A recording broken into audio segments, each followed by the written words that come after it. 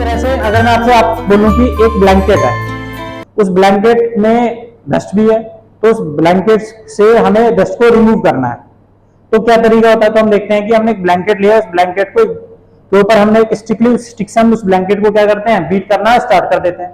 तो रिजल्ट क्या देखते हैं कि धूल जो दरी से बाहर आना स्टार्ट हो जाती है, मैट से, ब्लैंकेट से बाहर आना स्टार्ट हो जाती है। क्या था इनर्शिया, कौन सा था? दरी, जो हमारा ब्लैंकेट था, ब्लैंकेट और उसकी डस्ट इनिशियली दोनों कैसे में रहे, एट रेस्ट थे, तो इनर्शिया कौन सा लगेगा, एट रेस्ट का लगेगा। एक बात। नंबर दूसरी बात, आपने स्टिक से किसे बीट किया, ब्लैंकेट को, तो मोशन में कौन आएगा, डस्ट या ब्लैंकेट? ब्लैंकेट आ जाएगी।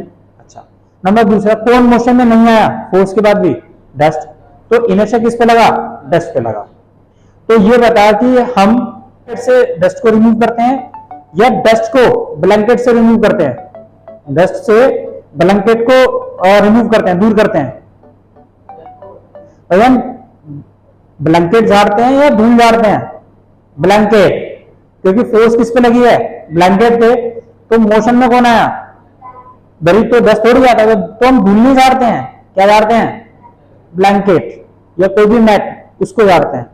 अब तू सोच हुआ क्या इस वाले में, इसमें हमने स्टिक से मैट को या हमारा जो ब्लैंकेट था उसे सडनली बीट किया ना। हम जल्दी जल्दी जब बीट करते हैं तो हम क्या देखते हैं कि हमने बहुत बड़ी फोर्स लगाई और वो फोर्स बहुत शॉर्ट इंटरवल पे किस पे लगी, हमारे ब्लैंकेट पे लगी, जिसकी वजह से उस फोर्स के पास इतना टाइम नहीं था कि वो कहां पे शिफ्ट हो जाए, डस्ट पे चली जाए। उसका रिजल्ट ये मिलता है कि ब्लैंकेट तो बड़ी फास्ट मूव कर जाते हैं फोर्स के इफेक्ट में, लेकिन डस्ट पे कोई फोर्स लगाने वाला था नहीं कि वो मोशन में जाए, डस्ट वहीं के वहीं रह जाते हैं। तो रिजल्ट ये मिलता है कि हमारी डस्ट जो है हमें बाहर नजर आती है, किससे, ब्लैंकेट से। लेकिन अगर मैं उसी स्टिक से बड़े आराम से उसको बीट करना शुरू करूं ब्लैंकेट को, तो क्या हमारी धूल बाहर निकल जाती है? आंसर है फिर नहीं बाहर निकलती। करके देख लो आप। क्यों?